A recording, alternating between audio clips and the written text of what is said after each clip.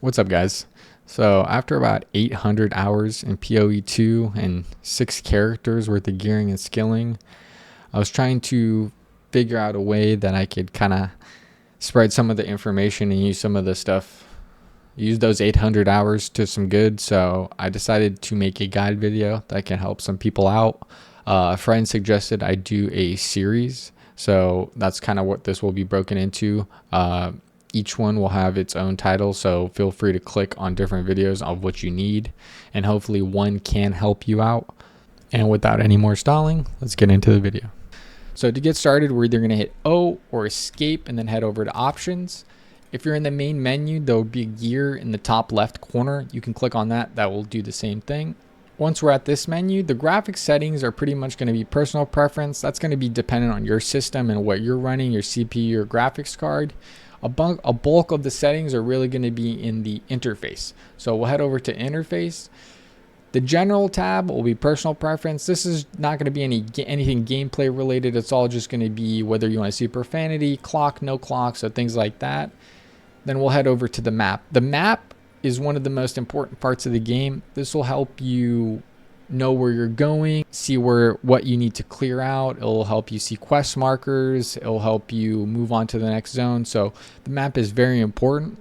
There's two ways to use the map, either in the right hand corner or by hitting tab. You can move it to the middle. Most players play it in the middle because it allows them to kind of see what they're doing and the map at the same time, but it's all personal preference. Going back to the settings, we'll want to have these two checked.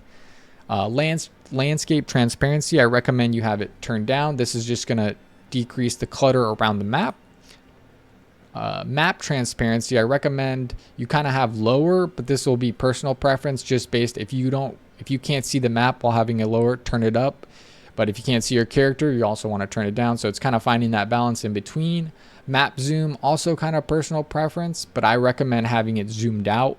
Once the maps get larger, it'll be a lot easier to see where you're going or where you need to go. The rest of these three, sorry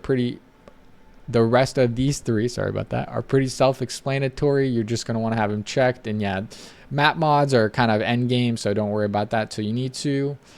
Visual sensitivity, that's all going to be personal preference, but I recommend turning it off. It makes the game a lot smoother, easier to play. Items, these are going to be recommended, so I want you to go ahead and check always show sockets. This is going to allow you to see which items already have sockets and don't. This is going to be useful when you're getting to end game and corrupting items or using items and stuff like that, selling items, so keep that in mind. Gameplay, we're going to want to click show life mana. This is going to display the life and mana above both of our life and mana, so very helpful to understand where we're at in the fight. Show flask buffs and aura icons, have both of these checked, so you'll have squares up here in the top left. Once you get further in the game, these will let you know what auras and buffs you have, so what boosts and stuff you have from your what are equipped and what are working and what's not. So very important to have. Mini life above you, this should be checked. You can't see it right now, but this will spawn a life bar right above. Very important for boss fights. It helps save a couple lives, so you're not always having to look here and click back. Allies and enemies is a good one to have here. I think it'll be defaulted. Monster resistances always show this, so you can see what monsters have. Pretty much the rest of this is going to be personal preference, so whatever you decide. Next, we're going to head over to the game tab of the settings menu. And the first and most important thing that we're going to talk about is the item filter. The item filter, you're really not going to use for most of the campaigns. So even through Cruel, you're not really going to use it. Once you get to maps, it is a must.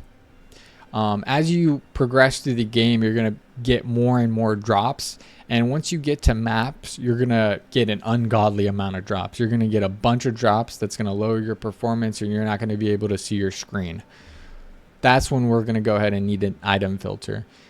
Here is pretty much where you can select all your different item filters. I use this one for my SSF. Normally, I use my strict. In the link below, in the description, I will leave a link to a website where you can create your own customized filter and edit it anytime you want. This is pretty much the biggest website for filters in the community, and it's the most well known.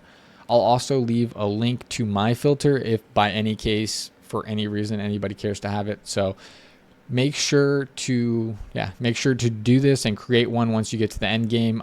You'll kind of realize, if you don't, you'll realize why you need one. This one, just as it says, hide filtered ground items, so always have that checked. Key pickup disabled. These you don't really have to know. Item allocation is kind of something to be noted about. So this will, if you're playing in a party, this is how gear will drop. So free for all means gear will drop for everyone. Short allocation means when something drops, it will be for a specific person for a short term, and then after a long time anybody could pick it up. And then permanent means gear only drops for specific people. So if you're in a party, everyone gets their own gear. Default level downscaling, this makes it so if you're teaming up with someone that's a lower level, so like 10-15 levels lower, you can basically play at their power level and it debuffs you. I recommend having this disabled for the most part, because you're really just, if you're helping somebody, you're trying to boost them or help them get over a boss. So have this disabled, but this is an option. And then the rest of this is all just going to be enabled and checked anyways. After that, we're going to hit save, and that's pretty much it for our settings. That's going to wrap it up for the settings for POE2. Hopefully you guys got at least one thing from this video, and if you did, please be sure to subscribe, like, and comment the video. It helps a ton. I'm a new channel, and your support goes a very, very long way into making more videos. The next video should be linked up above me, and if it's not, that means it has yet to be released. So be sure to subscribe if you guys are interested in seeing more. And if you guys are interested, I'll also be live on Twitch, so feel free to follow the link in the description. And thank you guys for watching. Peace.